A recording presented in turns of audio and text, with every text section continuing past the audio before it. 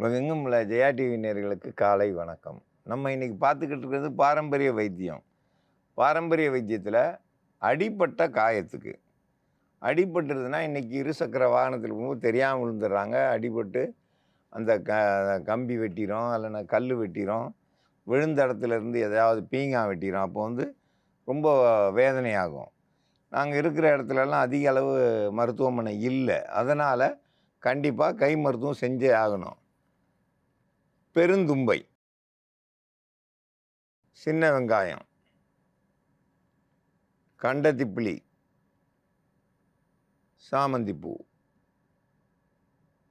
இதெல்லாம் கூட்டு கலவையாக சேர்ந்து இப்போ நம்ம மருந்தாக தயாரிக்க போகிறோம். அடிபட்ட காயம் காயம் ஆறாமல் திரும்பவும் புண்ணு ரொம்ப நாள் இருந்துட்டு இருக்குது அடிபட்டதுனால அப்படின்னாக்கா அந்த இரும்பு தூசி இதெல்லாம் பட்டு செப்டிக் ஆகி போய் அந்த புண்ணு சீக்கிரம் ஆறாமல் குழிப்புண்ணாக இருந்துக்கிட்டே இருக்கும்.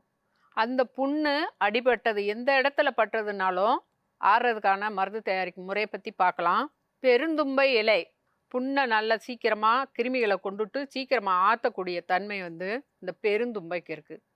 பெருந்தும்பை கொஞ்சமாக எடுத்துக்கிறலாம். ஒரு சின்ன வெங்காயம் எடுத்துக்கிறணும் கூட்டு மருந்தா. சாமந்திப்பூ 1, 3ஐயும் அரைச்சி கொஞ்சமாக அரைச்சி எடுத்து வச்சுக்கிறணும். இப்போ இது கூட கண்டத்திப்பிலி அந்த பொடி கூட சேர்த்துக்கிறணும்.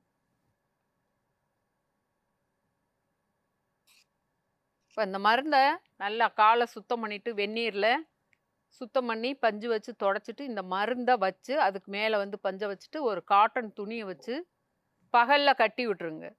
கட்டிட்டு இரவு நேரத்தில் கட்டு புண்ணாகவே இருக்கக்கூடாது. கட்டியே வச்சுக்கிட்டு இருந்தீங்கன்னாக்கா புண்ணு பெருசாகும். அதனால் பகல் முழுதும் கட்டி இருந்துட்டு இரவு நேரத்தில் தூங்க போகிறப்ப இந்த கட்டை அவுத்துட்டு விட்டுட்டீங்கன்னாக்கா நல்லா காற்று படும். ஃபேன் காற்று படுற மாதிரி கொசு அந்த மாதிரி எதுவும் கடிக்காத அளவுக்கு மேலே ரேஸாக காட்டன் துணியை போட்டு மூடிட்டு எந்த இடத்துல புண்ணு இருந்துச்சுனாலும் நீங்கள் இந்த மருந்தை போட்டுக்கோங்க.